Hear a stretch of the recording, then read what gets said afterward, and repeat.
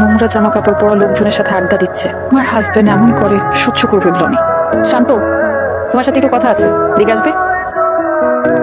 তুমি কি আজকাল ফুটপাতের মতো নোংরা জায়গাতে বসে আড্ডা দেওয়া শুরু করেছো? আজকাল না তো, বহু আগে থেকেই, বুঝাবার পর থেকেই। সত্যি কথা বলতে তোমার এসব জিনিস না আমার সহ্য হচ্ছে না। আমি একটা পার্টিতে যাচ্ছি, একটু দেরি হবে। হ্যালো স্যার, আমি পূর্ণিতা। থ্যাংক ইউ সো মাচ, আপনি আপনার সুন্দর পার্টিতে আমাকে ইনভাইট করেছেন। আপনার সাক্ষী দেখছি না?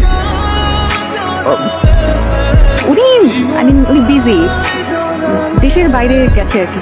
একটু কথা বলেন, আমি আসছি। Excuse me. তুমি এখানে কি করছো? এটা আমার পার্টি, এখানে প্লিজ আমাকে ছোট করো না এদের মাঝখানে। আর কি পরে এসেছো, মানে এই অবস্থায় এই ধরনের পার্টি? এটা দেখো আমার বিজনেসের জায়গা, প্লিজ তুমি এখন চলে যাও। তুমি আমাকে এদের সামনে ইনসাল্ট করো না, এখনই এখান থেকে চলে যাও প্লিজ।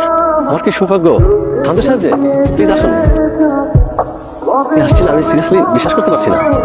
উনি হচ্ছেন মিস্টার শাহরিয়ার শান্ত, একজন বিখ্যাত চিত্রশিল্পী। আমি প্যারিসে একজন বিখ্যাত চিত্রশিল্পীর কাছে নাম শুনেছি। ওনার কাছে শান্ত সাহেবের অনেকগুলো আঁকা ছবি আছে। শান্ত সাহেব কিন্তু একজন ভালো মানের ইন্টেরিয়র ডিজাইনার এবং একজন খুব ভালো মানুষ। তিনি অনেক বড় বড় প্রতিষ্ঠানের কাজ ছেড়ে দিয়েছে। আর যে জায়গায় দেখা যাচ্ছে অন্যান্য কোম্পানিগুলো হা করে তাকিয়ে থাকে ওই সমস্ত কোম্পানির কাজগুলি করার জন্য, আর উনি কিন্তু সব পার্টিতে যান না। আজকে ওনাকে পেয়ে আমি ভীষণ খুশি। আপনাকে ধন্যবাদ। আপনি কষ্ট করে আমার বাড়িতে আসছেন।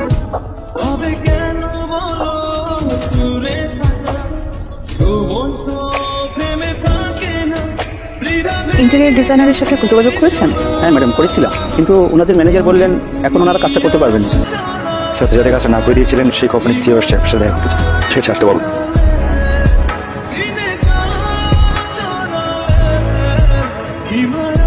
বলুন আপনার জন্য কি করতে পারি?